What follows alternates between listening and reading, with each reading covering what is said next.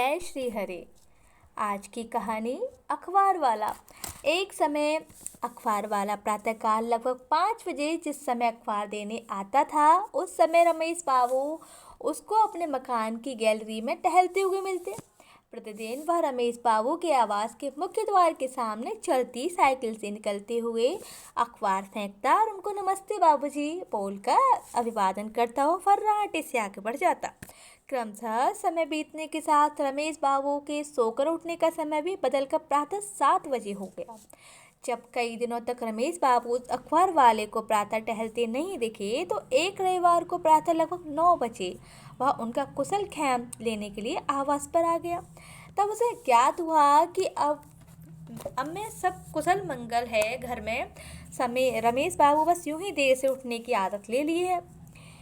वह बड़े सिवने भाव से हाथ जोड़कर बोला, बाबूजी ये बात कहूँ एक। रमेश बाबू ने कहा, हाँ बोलो।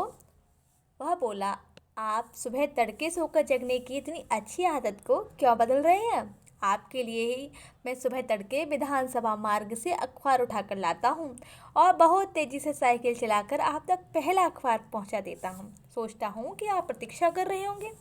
रमेश बाबू ने विस्मय से पूछा, अरे तुम विधानसभा मार्ग से अखबार लाते हो इतनी दूर से? हाँ, सबसे पहला वितरण वहीं से प्रारंभ होता है, उसने उत्तर दिया। तो फिर तुम कितने बजे जगते हो? रमेश बाबू ने उससे पूछा। 2:30 बजे, फिर 3:30 तक वहाँ पहुँच जाता हूँ। फिर रमेश बाबू ने जानना चाहा। फिर लगभग 7 बजे अखबार बाँट कर घर वापस आकर सो जाता हूँ। 10 बजे कार्यालय। जब बच्चों को बड़ा करने के लिए ये सब तो करना ही पड़ता है ना साहब।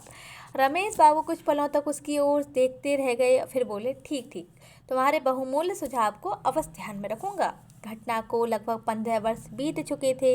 एक दिन प्रातः 9 बजे के लगभग वह अखबार वाला रमेश बाबू के आवास पर आकर एक निमंत्रण पत्र देते हुए बोला, बाबूजी बेटिया का विवाह है, आप सब परिवार पधारिएगा। निमंत्रण पत्र के आवरण में अभिलेखित सामग्री को रमेश बाबू ने सरसरी निगाह से जो पढ़ा, तो संकेत मिला कि किसी डॉक्टर लड़की का किसी डॉक्टर लड़के से विवाह है। तो जाने कैसे उनके मुंह से निकल गया, तुम्हारी बेटी। उसने भी जाने उनके इस प्रश्न का क्या अर्थ निकाल लिया कि विस्मय के साथ बोला है, इन्होंने कैसी बात कह रही हैं? बाबूजी मेरी ही बेटी है। रमेश बाबू अपने को संभालते हुए और कुछ अपनी झेप को मिटाते हुए बोले, अरे नहीं, मेरा तात्पर्य यह नहीं कि अपनी लड़की को तुम डॉक्टर बना सके, इसकी प्रशंसा, बस ऐसे ही कुछ कहा था मैंने।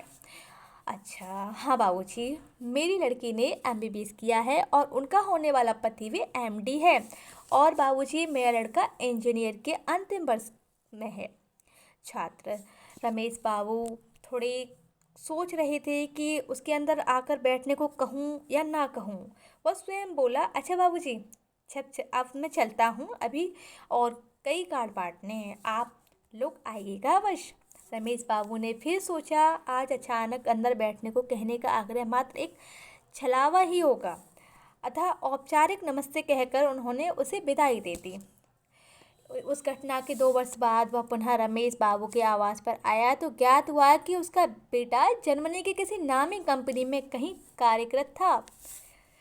उत्सुकतावश रमेश बाबू ने उससे प्रश्न कर डाला कि आखिर उसने अपनी सीमित आय में रहकर अपने बच्चों को वैसी उच्च शिक्षा कैसे दे डाली।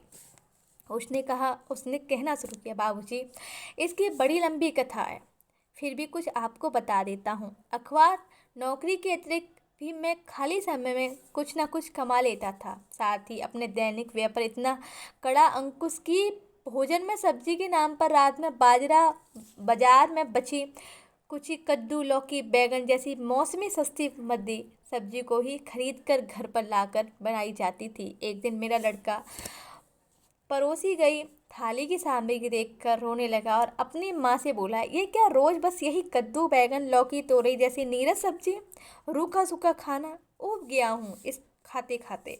अपने मित्रों के घर जाता हूँ तो वहाँ मटर पनीर, कोफ्ते, दम आलू आदि, और यहाँ बस यही कबाड़ खाना।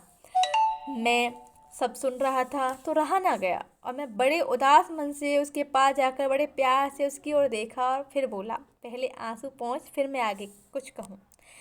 मेरे लिए कहने पर उसने अपने आंसू स्वयं पोंछ लिए। फिर मैं बोला, बेटा सिर्फ अपनी थाली देख, दूसरे की देखेगा तो तेरी अपनी थाली भी चली जाएगी।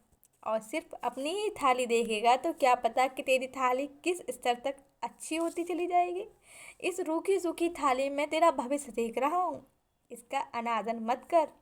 इसमें जो कुछ भी परोसा गया है उसे मुस्कुरा कर खा ले। फिर उसने फिर मुस्कुराते हुए मेरी ओर देखा और जो कुछ भी परोसा गया था खा लिया। उसके बाद से मेरे किसी बच्चे ने मुझसे किसी भी प्रकार की कोई भी मांग नहीं रखी। बाबूजी, आज का दिन मेरे बच्चों के उसी त्याग और तपस्या का परिणाम है। उसकी बातों को रमेश बाबू बड़ी तन्मयता के साथ लगातार चुपचाप सुनते रहे और बस यही सोचते रहे कि आज के बच्चों की कैसी मानसिकता है कि वे अपने भाविकों की हैसियत पर दृष्टि डाले बिना उन पर लगातार अपनी ऊटपटांग मांगों का दबाव डालते हैं। इससे शिक्षा मिलती है, बच्चों अपने माता पिता के साथ हमेशा अच्छा व्यवहार करें। आप अपने जीवन के लक्ष्यों को हासिल कर सकते हैं, उनसे किसी प्रकार की मांग ना करें, वे पूरी नहीं कर सकते। साथ ही माता पिता की भी जिम्मेदारी बनती है कि बच्चों पर ध्यान देवें कि उनकी संगति कैसी है। आप सदैव प्रसन्न रहिए, जो प्राप्त है वह पर्याप्त है।